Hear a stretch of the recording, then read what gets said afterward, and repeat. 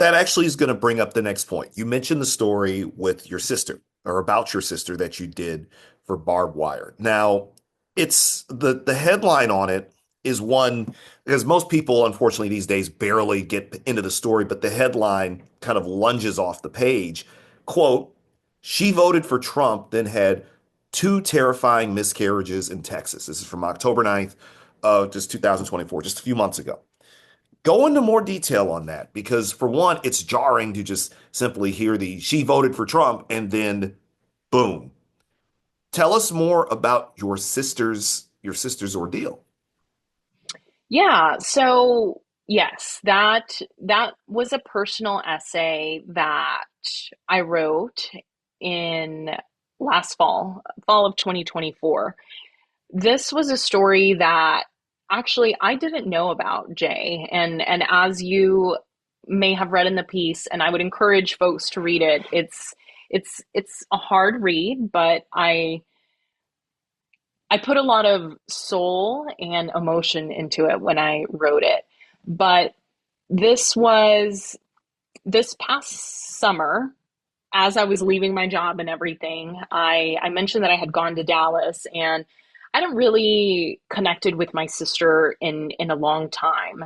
I have there's three of us. I have two younger sisters, and she's the middle one, and she's 3 years younger than me, so she's in her 30s. And and we hadn't really connected. And I came home that summer, having left the TV job and everything. And we chatted one weekend and we talked about, why we haven't chatted in a long time, and we connected a little bit. Nothing super groundbreaking, but we at least talked. And for us, that was a big step. And fast forward to July when Joe Biden dropped out of the presidential race, and everyone's like, "What's going on?" And Kamala says, "Okay, I'm running for president." And I got a phone call from my sister, and she was talking about it, and she said, "I want you to tell my story." And I was like, okay, what story?"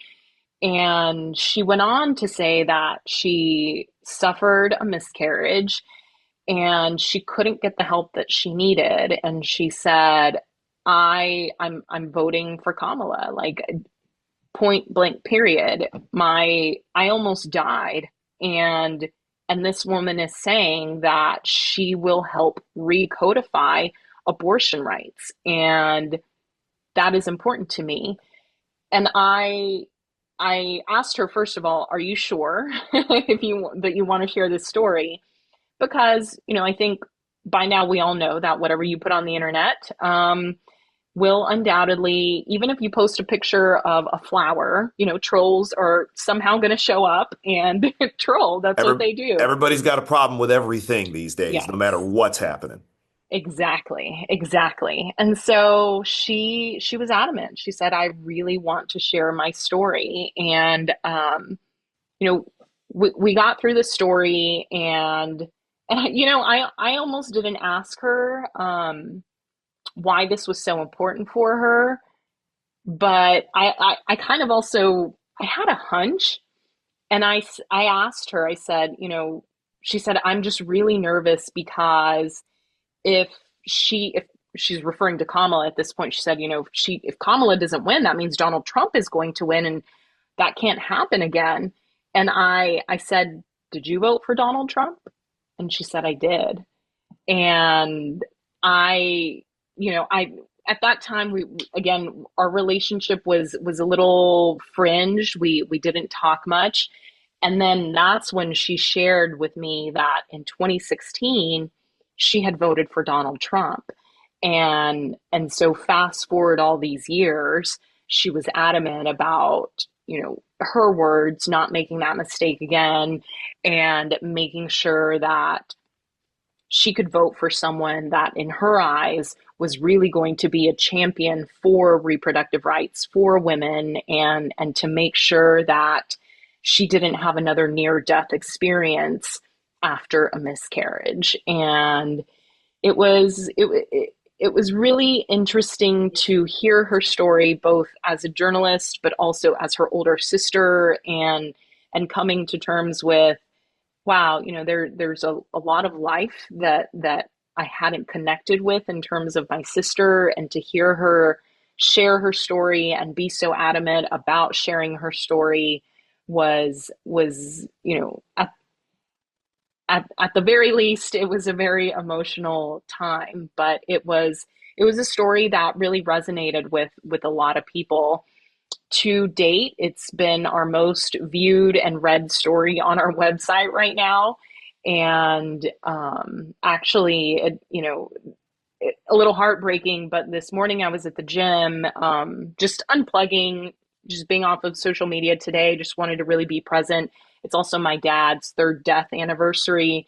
And so I was like, today's going to be a really emotional day for me. I'm going to unpack everything, just focus on me. And I got a message from our publisher at the Barbed Wire, and they were sharing the news about Cecile Richards, and I it felt a little funny to me because I remember that when my story published about my sister, Cecile Richards praised the story, Wow. and yes, and I remember thinking like, this is the power of journalism. This is the power of storytelling, that when you share stories, it really puts a face to what these laws are doing, who is actually being impacted.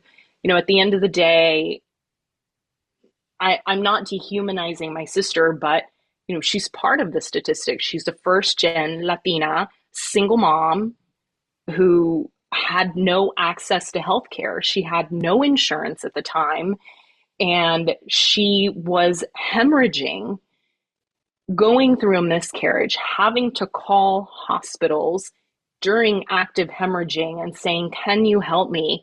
And people at the hospital saying, "I'm sorry, we can't."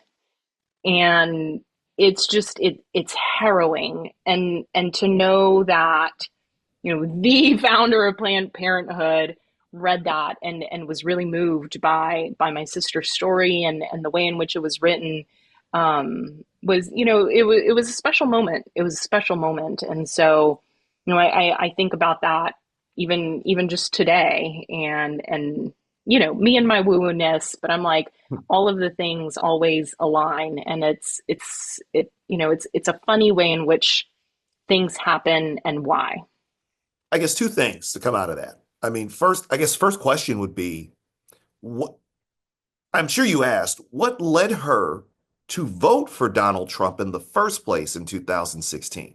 Yeah, I did ask her, and her answer was she felt that the town in which she grew up in, which is a small suburb of Dallas, was was kind of the mentality that she clung on to. She said she didn't really do much research in her voting choices back in 2016, and she said that really she did whatever her friends were doing, and her friends at the time thought that was a good choice, and so she thought it was a good choice for her.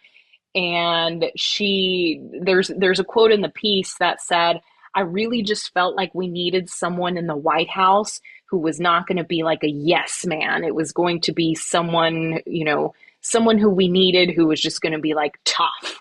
And she said that was a big defining reason. And well, that at the time was what resonated with her. And almost 10 years later, she was resonating with something completely different.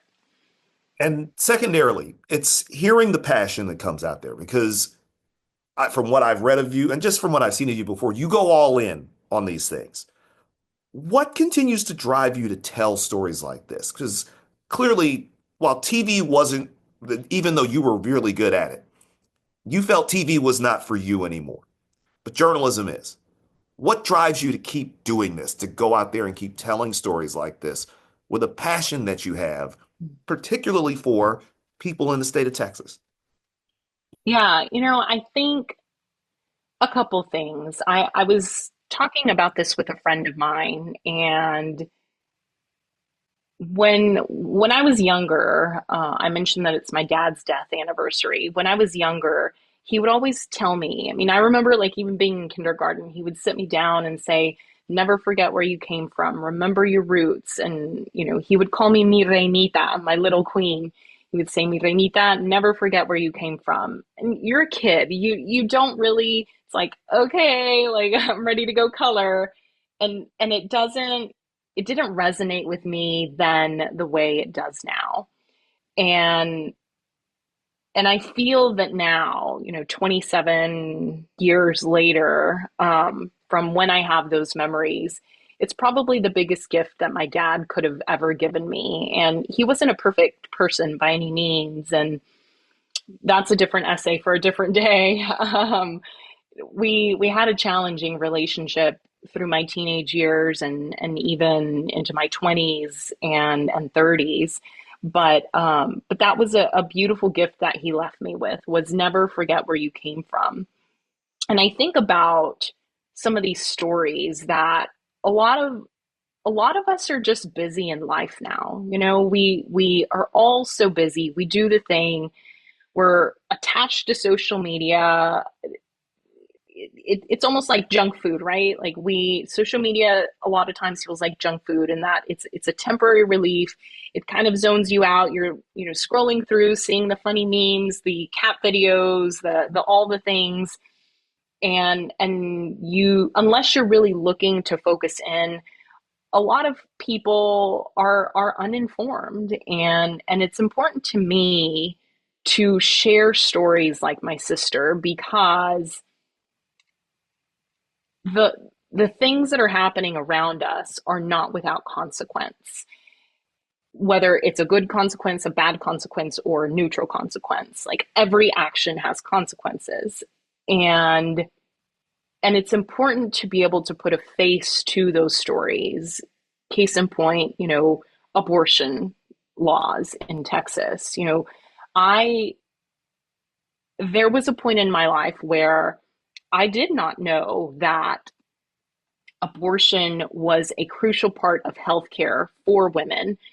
There was a point in my life where I did not know that if if a person who was pregnant was having a miscarriage, that a part of the healthcare that could help them survive is considered a quote unquote abortion. It's a D&C. And there are a lot of things that I myself as a journalist was uninformed about. And so I think about that a lot. I'm like, I am, of the population that is supposedly a little bit more informed, right? And I was still not informed about a lot of these things. And it's so important to be able to just inform people.